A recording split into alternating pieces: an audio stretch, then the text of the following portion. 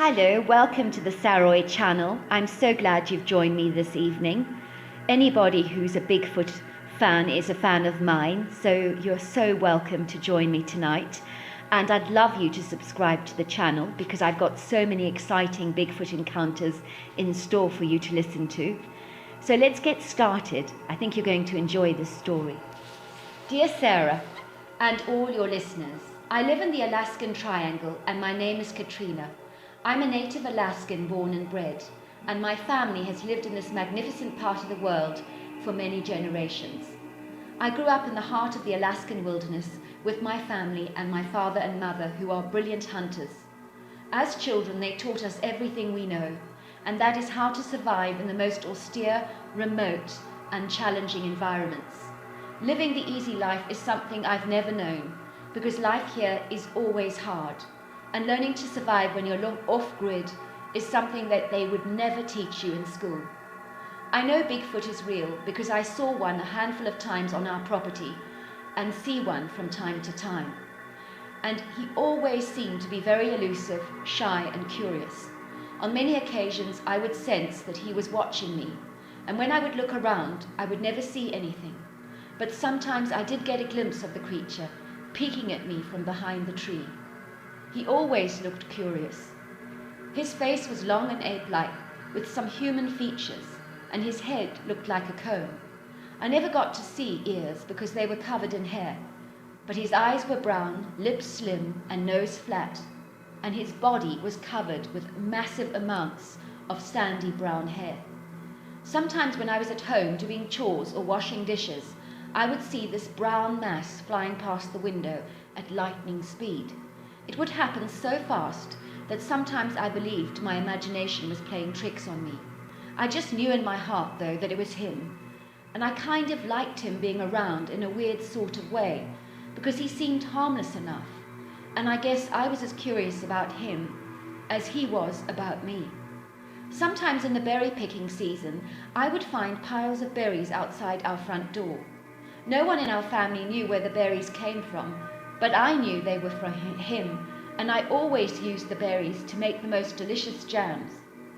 You see, every time I saw the creature, there would always be this faint, musty, sweaty, wet sock kind of a smell that would linger in the air after he had been around.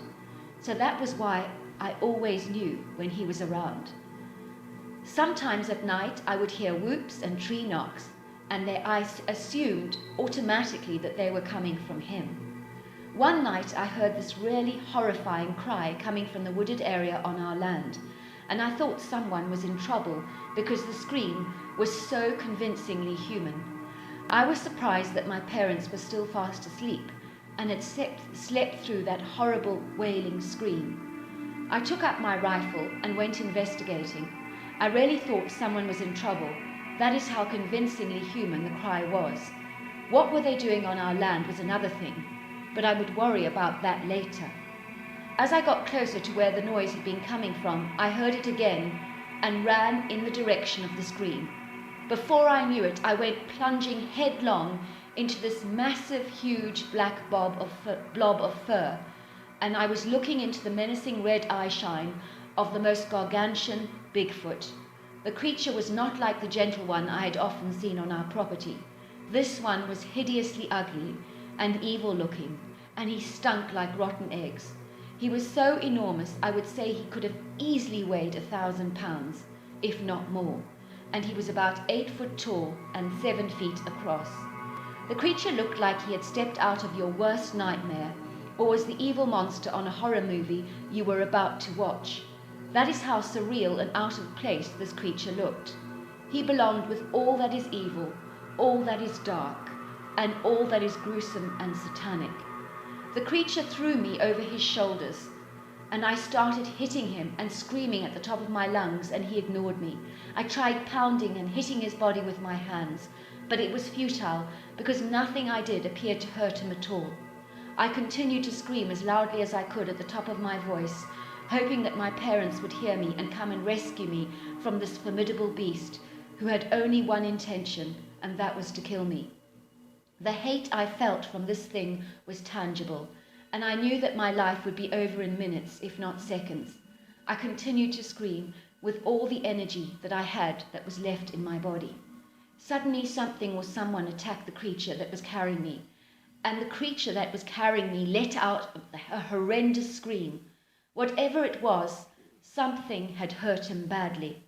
Then I heard a huge thud, and then a brown pair of strong hairy arms took me off this creature's shoulders and put me gently on the ground, and then pounced on top of the black creature who had snatched me up on his shoulders.